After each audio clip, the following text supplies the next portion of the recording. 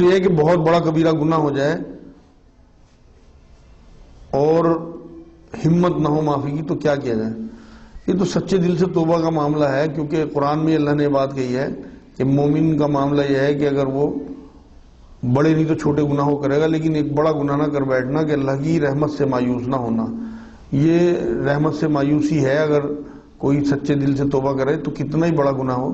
قرآن میں اللہ نے کہا کہ میں شرک کے علاوہ تمام گناہ معاف کر سکتا ہوں، اور شرک بھی اگر کوئی توبہ کر لے سچے دل سے تو 70 سال کے بوڑھے گناہ بھی اللہ شرک بھی معاف کر دیتا ہے۔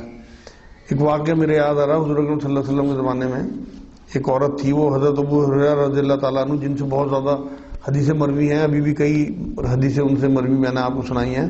وہ سڑک پہ جا رہے تھے، ایک عورت ان کے پاس آئی، بچہ گود میں تھا، اور یہ کہنے لگی کہ حضرت میرے سے ایک بہت بڑا گناہ ہو گیا کہ میرے سے زنا ہو گیا، اور اسی کے عوض میں بچہ بھی پیدا ہو گیا، تو کیا مجھے معافی مل جائے گی؟ انہوں نے، نہ، تیرا تو اتنا بڑا گناہ، اتنا بڑا عذاب کہ تو نے بچہ تک پیدا کر دیا، تجھے معافی نہیں ملے گی۔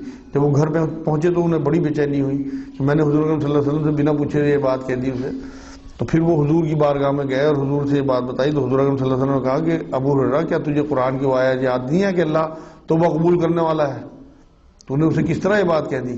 تو حضرت ابو ہریرہ کے بارے میں بات آتی ہے کہ وہ گلیوں گلیوں دیوانوں کی طرح اسے ڈھونڈتے پھرے، بچے بچے سے پوچھتے تھے اس عورت کے بارے میں۔ خیر بہت دن گزرنے کے بعد وہ عورت انہیں مل گئی، تو حضور کی کہی وہی بات، وہی آیت انہوں نے اس عورت کو سنائی کہ اللہ سے تو اگر سچے دل سے توبہ کرے تو اللہ توبہ قبول کرنے والا ہے، قرآن کی آیت ہے۔ تو وہ عورت یہ سن کے اتنی خوش ہو گئی، اور وہ کہنے لگی کہ میرے پاس ایک بہت بڑا باغ ہے، آج میں اس خوشی میں اللہ اور اس کے رسول کے لیے صدقہ کرتی ہوں اس باغ کو، اس توبہ۔ تو بڑے سے بڑا گناہ بھی اگر آپ سے ہو جائے تو اللہ کی رحمت سے مایوس نہیں ہونا، بلکہ توبہ کریں، اور انشاءاللہ تعالی اللہ سے معافی مل جائے گی، اگر مگر ہو توبہ دل سے۔ سچے دل سے توبہ کا جو معاملہ ہے نا، وہ یہ ہے کہ آپ کو اپنے گناہ پہ بے انتہا حد درجے کا افسوس ہو، جیسے ایکسیڈنٹ ہو گیا، اور اس کے بعد آگے نہ کرنے کا عزم ہو دل میں کہ اب میں اسے دہراؤں گا نہیں گناہ کو۔ وہ بات الگ ہے کہ کمزوری میں دوبارہ آدمی پھر دہرا دے، لیکن اس ٹائم آپ کا یہ عزم جو ہے وہ اللہ تک پہنچے گا، تب توبہ قبول ہوگی۔ یہ دونوں چیزیں مل کے کہ اس گناہ پہ بے انتہا ندامت اور افسوس اور آگے نہ کرنے کا عزم، یہ دونوں چیزیں مل کے توبہ بنتی ہیں۔ طلاق کے بعد ایک دوسرے سے سامان واپس لیتے ہیں، کیا یہ جائز ہے؟ اصل میں یہاں ہم جس معاشرے میں رہ رہے ہیں یہ غیر مسلموں کا معاشرہ ہے، یہاں تو مال جو ہے وہ لڑکی والے دیتے ہیں، جو اسلام ترغیب دلاتا ہے وہ تو لڑکے والوں کو سارا خرچ اٹھانا ہوتا ہے، لڑکی والوں پہ کسی قسم کا کوئی بار نہیں ہوتا۔ تو یہاں تو لڑکی والے جو ہیں جو مال دیتے ہیں وہ اپنا مال واپس لیتے ہیں، تو میرے نزدیک اس میں تو کوئی حرج ہے نہیں۔ لیکن لڑکے کے لیے قرآن کی آیت یہ ہے کہ اگر تم خزانہ بھی دو اپنی بیوی کو تو طلاق کے بعد اس سے واپس نہ لو۔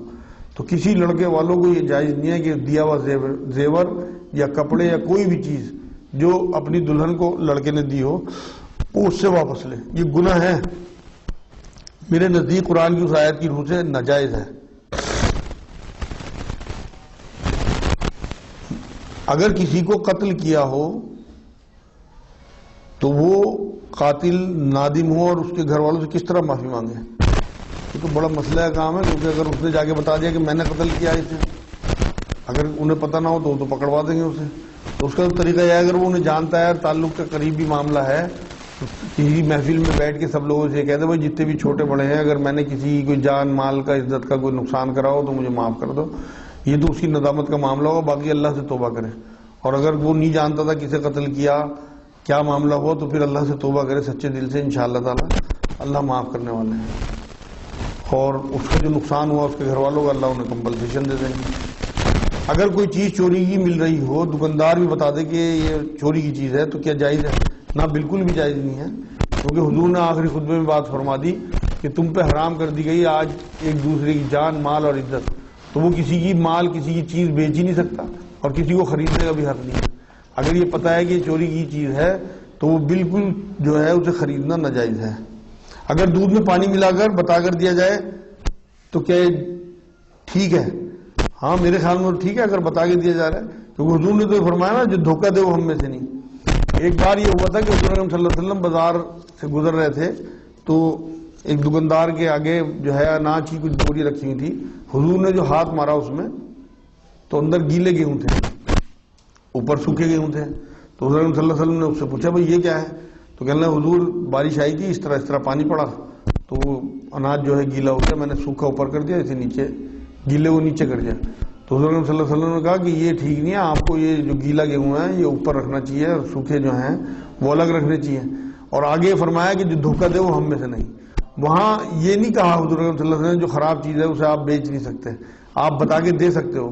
اگر کوئی دودھ والا یہ بتا کے دودھ دے رہا ہے کہ اس میں بھائی 20% پانی ہے یا 40% پانی ہے اور سامنے والا خوشی سے لے رہا ہے تو بالکل یہ جائز بات ہوگی، کیونکہ وہ دھوکہ نہیں دے رہا.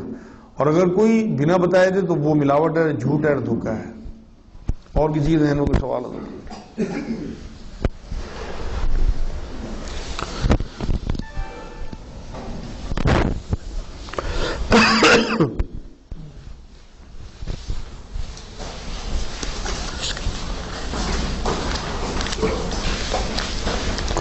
قبرستان میں گھستے ہوئے سلام کیوں کرتے ہیں؟ کیا مردے سنتے ہیں؟ حضور اکرم صلی اللہ علیہ وسلم نے بات فرمائی ہے کہ جب بھی قبرستان میں گھسو تو مردوں کو سلام کر لیا کرو، مطلب السلام علیکم یا اہل القبور کہہ دیا کرو. تو وہ جواب بھی دیتے ہیں مردے، لیکن انہیں انسان اور جن کے علاوہ تمام مخلوق سنتی ہے، کیونکہ یہ بات بھی حضور اکرم صلی اللہ علیہ وسلم سے ثابت ہے کہ جنگ بدر کے جو 70 کافر جو ہے وہ جہنم رسید کیے گئے تھے، انہیں حضور اکرم صلی اللہ علیہ وسلم نے کنویں میں ان کی لاشوں کو بھر دیا تھا. اور اس کے بعد جاتے ہوئے حضور صلی اللہ علیہ وسلم اس کنویں کے کنارے کھڑے ہوئے کہنے لگے کہ اب تم نے دیکھ لیا کہ حق کیا ہے، اگر تم میری بات مان لیتے تو تمہارا یہ حشر نہ ہوتا. تو حضرت عمر رضی اللہ تعالیٰ عنہ اس ٹائم وہاں موجود تھے. انہوں نے کہا حضور آپ ایسے جسموں سے بات کر رہے ہو جن میں جان نہیں ہے. تو حضور صلی اللہ علیہ وسلم نے کہا ہاں عمر مجھے پتا ہے، یہ اتنی اچھی طرح سنتے ہیں کہ تم نہیں اندازہ لگا سکتے، میری پوری بات یہ سن رہے ہیں جنہیں انسان اور جن کے علاوہ تمام مخلوق ان کے جواب بھی سنتی ہے. تو اس لیے مردوں کو سلام کرنا قبرستان میں گھستے ہوئے، مطلب اہل قبر کو، یہ حضور صلی اللہ علیہ وسلم کا حکم بھی ہے اور سنت بھی ہے. تو اس لیے سلام کرنے کا حکم ہے قبرستان میں.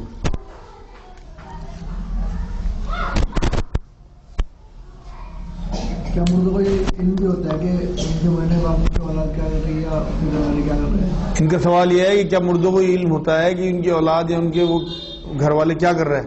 نہیں، اس طرح کی کوئی حدیث نہیں ملتی، بلکہ جو ہم یہاں سے کچھ پڑھ کے ان کے لیے تحفے بھیجتے ہیں یا جو ایصال ثواب کے لیے ان کے نیکی ہم کرتے ہیں وہ ان تک اجر کی حالت میں پہنچتی ہے. ویسے اس طرح کی کوئی حدیث نہیں ملتی کہ روحیں جو ہیں وہ آ کے اپنے گھر والوں کو دیکھ رہی ہیں کہ یہ کیا کیا کر رہے ہیں، بلکہ وہ انتظار میں رہتی ہیں. ایک حدیث پاک سے یہ بات ملتی ہے کہ جب ان تک وہ نیکیاں پہنچائی جاتی ہیں بلکہ وہ انتظار میں ہوتے ہیں اور پھر ان نیکیوں کو چنتے ہیں کہ جو نیکی ہمارے گھر والوں نے بھیجی ہیں. تو اس لیے آپ لوگ اپنے جو گھر والے جو فوت ہو چکے ان کے ایصال ثواب کے لیے ضرور پڑھ پڑھ کے بھیجا کرو.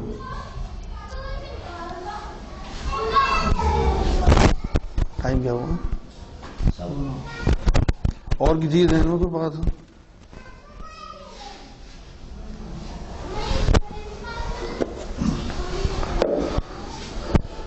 ٹائم پروگرام کا ٹھیک ہے 8 بجے. سجدے کی جو آیت واجب ہو جاتی ہے. ہاں، ان کا سوال یہ ہے جو سجدے کی آیات ہیں یہ کیا واجب ہے سجدہ کرنا؟ بالکل سجدہ کرنا واجب ہے. حضور صلی اللہ علیہ وسلم نے بتایا ہے 14 سجدے ہیں قرآن پاک میں مختلف صورتوں میں، تو ان سجدوں پہ آپ کو سجدہ کرنا ہے جہاں وہ سجدے کی آیتیں آتی ہیں، اور یہ واجبات میں سے ہے. نہیں کرنے والا گناہ گار ہوگا. اس کا بہترین طریقہ یہ ہے کہ جب بھی آپ سجدے کی آیت پڑھو ہاتھ کے ہاتھ سجدہ کر لو، جس سے کہ آپ بھول نہ جاؤ اور پھر گناہ گار نہ ہو جاؤ.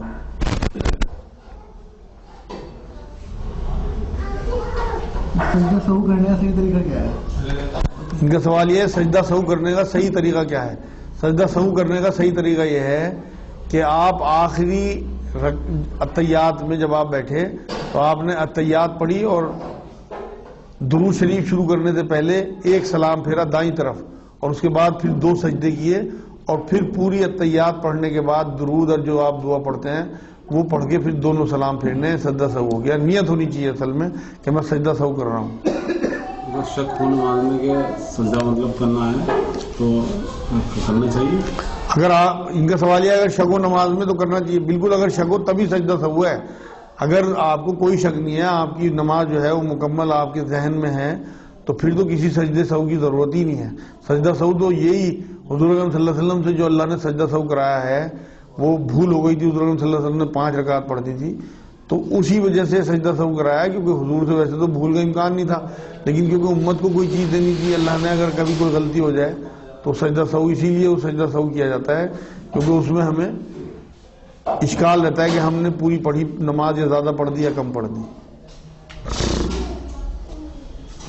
ویسے ہونا یہ چاہیے کہ جو گمان آپ کا زیادہ والا ہو اسے ماننا ہے آپ نے۔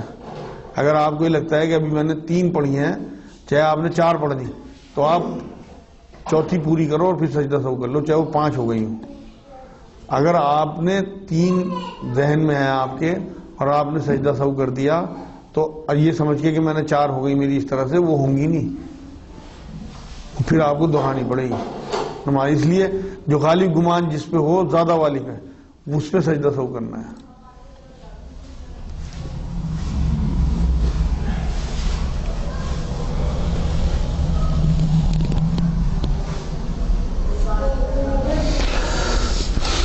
بس جی دعا کرا دیں میرے خیال میں، اگلے ہفتے انشاءاللہ 8 بجے پھر اذان ہوگی۔ اللہ کرنا بھول جائیں تو ان کا سوال یہ ہے اگر سجدہ سہو کرنا ہی بھول جائیں، بھول چوک پہ کوئی پکڑ نہیں ہے، اگر آپ سجدہ سہو کرنا بھول گئے پھر آپ کو بعد میں یاد آیا تو آپ نماز دہرا دیں، یاد نہیں آیا تو انشاءاللہ آپ کی نماز قبول ہو گئی۔ رکوع چھوٹ جائے، مطلب رکوع چھوٹ جائے کرنا، اگر ان کا سوال یہ ہے اگر رکوع چھوٹ جائے تو تب بھی سجدہ سہو ہے، اگر یاد آ جائے آپ کو کہ میرا رکوع چھوٹ گیا تو آپ سجدہ سہو کرو گے تو اس سے بھی آپ کی نماز پوری ہو جائے گی انشاءاللہ۔